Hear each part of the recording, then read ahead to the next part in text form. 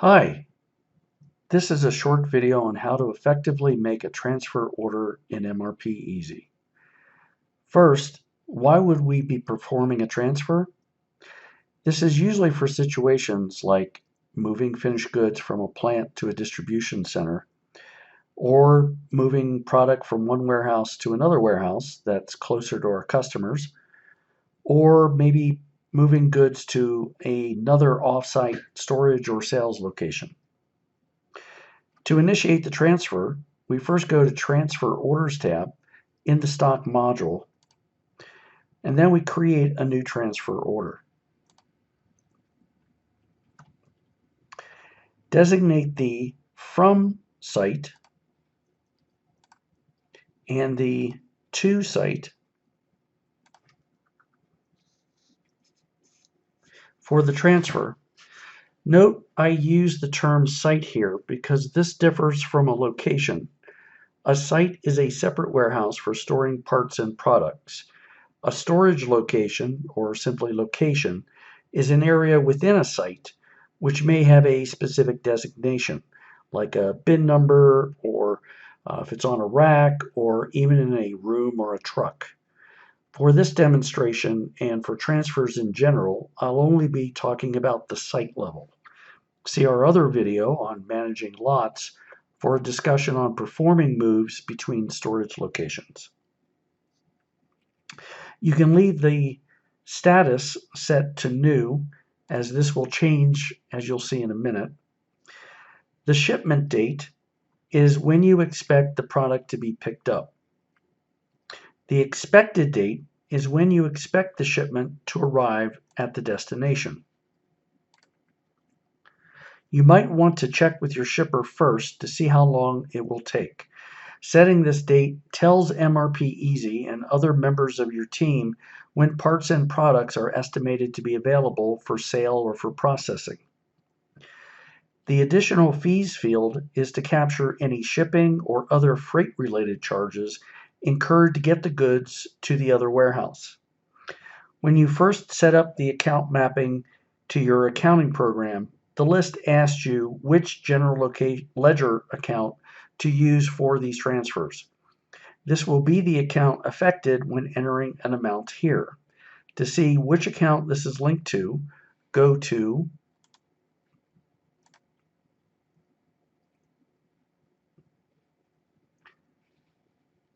Settings, Integrations, the Change Accounts button under your accounting program. Scroll to the bottom and look at the account that's used for the transfers.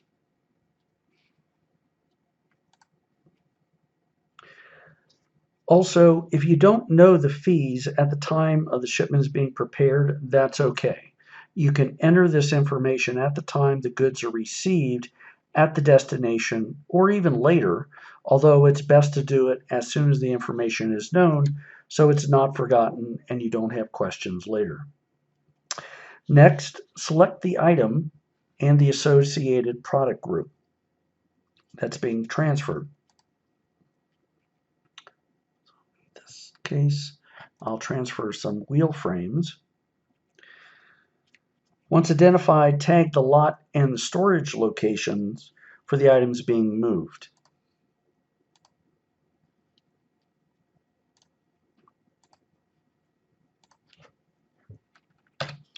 Lastly, enter the quantity. If you have more than one item, tab to the next line and enter it. If the item has serial numbers, a new page for selecting shipped serial numbers will open. Select the serial numbers and click Save, not shown here. If you have a long list of items being transferred, use the folder icon to import a CSV type of spreadsheet of those items all at once. Lastly, click Save. Note the status changes to Ready for Shipment. The transfer order has been recorded, however, nothing has been allocated to it at this point. You must pick the items to prepare them for shipping, just as you will in the physical world. At this point, if you have someone else doing the actual picking, you may want to print out the picking list for them. You can pick the items either by line item or by clicking the little shopping cart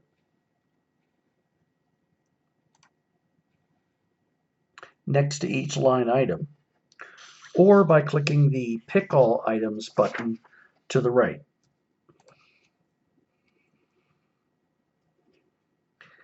If you have a lot of items, you may want to pick them one by one to ensure you capture all of them.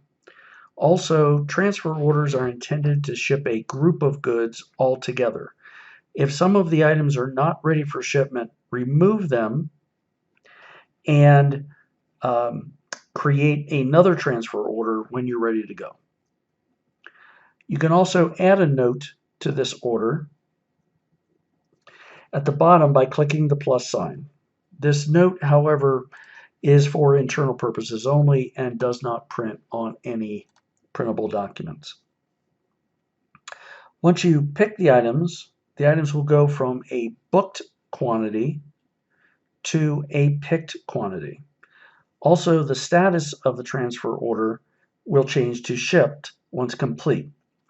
One thing to note here, the items are considered shipped at this point and out of stock regardless of the shipment date that you specify. That date is only for information purposes.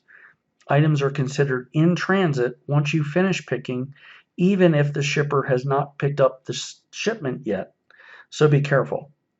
You can change the status back to ready for shipment if, for example, the shipper has been delayed. Finally, you may want to print out the weigh bill over on the right if your company requires the driver to sign off on picking up the shipment.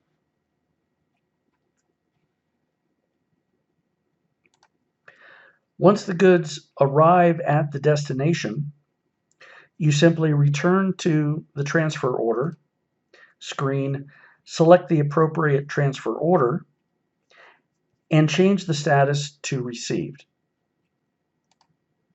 This puts the items in the other location and makes them available. That's about all there is to a transfer order.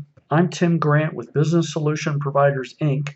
Contact us at businesssp.com if you have further questions. Thank you.